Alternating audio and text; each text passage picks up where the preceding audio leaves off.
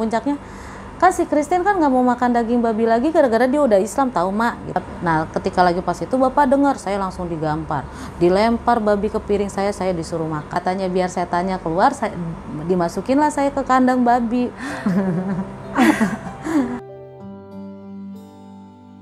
Kisah penuh haru dibagikan oleh seseorang perempuan mualaf. Keputusannya masuk Islam membawanya harus menghadapi cobaan berat dari keluarganya sendiri.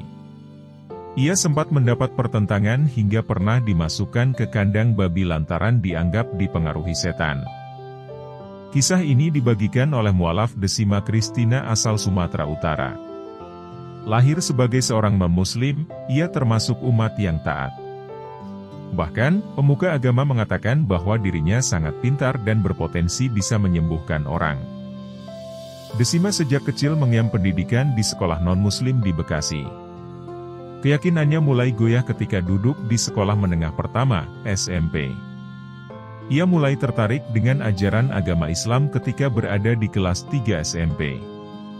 Ini karena hal yang dinilai cukup sederhana. Mulai tertarik Islam ketika SMP kelas 3 waktu itu karena saya melihat orang Islam baik. Teman saya baik, ketika dibully sama kita-kita, dia tetap baik. Saya penasaran di situ, kata Desima. Tidak membutuhkan waktu lama. Ia pun mantap mengucapkan 2 kalimat syahadat dibantu ayah temannya yang merupakan ustadz. Umur 15 tahun itu. SMP bersyahadat sama teman saya itu dan tidak disaksikan oleh siapa-siapa, kecuali teman saya itu, ujar Desima. Namun kala itu ia tidak langsung mengaku ke orang tuanya karena takut diusir. Sehingga, dirinya menjalankan 2 agama, sholat dan ibadah ke rumah keagamaannya dulu. Sampai puncaknya saat duduk di kelas 2 SMA, Desima ketahuan masuk Islam oleh sang adik. Dari kelas 3 SMP sampai kelas 2 SMA itu bermuka 2, Islam juga non-muslim juga. Cuma saya tidak mau makan babi. Nah, itu diketahui sama adik saya, jelas Desima. Jadi adik saya itu kalau saya sholat malam-malam dia ngintip, dia ngadukan. Akhirnya puncaknya kan dia ngomong, si Desima enggak mau makan daging babi lagi gara-gara dia udah Islam mak, ujarnya menirukan perkataan sang adik. Ucapan itu terdengar oleh sang ayah hingga membuatnya marah dan langsung menamparnya. Bapak dengar. Saya langsung digampar. Dilempar babi ke piring saya, disuruh makan, ungkapnya.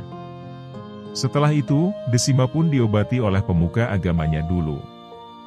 Hingga akhirnya ia dipulangkan ke Medan dengan alasan agar setan yang merasuki tubuhnya hilang, caranya menyeberang laut.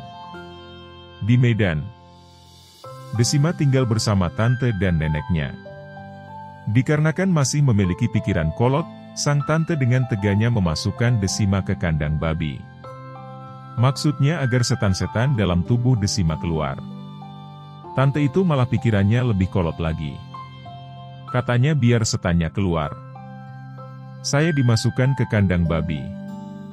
Babinya itu kecil-kecil, terus ngok-ngok, kenangnya. Sebentar aja sih, karena kan sayanya loncat kabur, tambah Desima. Singkat cerita, ia pun kembali ke Bekasi dan berkuliah di salah satu universitas Islam di Jakarta Selatan. Setelah itu, Desima pun memutuskan kembali bersyahadat secara resmi dan disaksikan oleh banyak orang. Dirinya bersyahadat dibantu oleh KH Abdullah Gimnastiar atau akrab disapa Agim. Kemudian diberikan nama Islam yaitu Haifa Nur Fatimah. Akhirnya saya yakin Allah itu satu, bukan 3. Lalu syahadat ketemu dengan Agim. Pokoknya benar-benar ngerasain bergetar sambil berdoa, ya Allah tolong jaga Islam saya, biarkan saya mati dalam keadaan Islam, pungkasnya. Ganti nama kan biaya, harus ke pengadilan tinggi kan ya, ganti nama semuanya. Ya udahlah, apalah arti sebuah nama, yang penting Allah tahu. Gimana sih? Nah sampai di sini perjumpaan kita kali ini, terima kasih telah menonton, semoga Anda menginspirasi, sampai jumpa di video selanjutnya.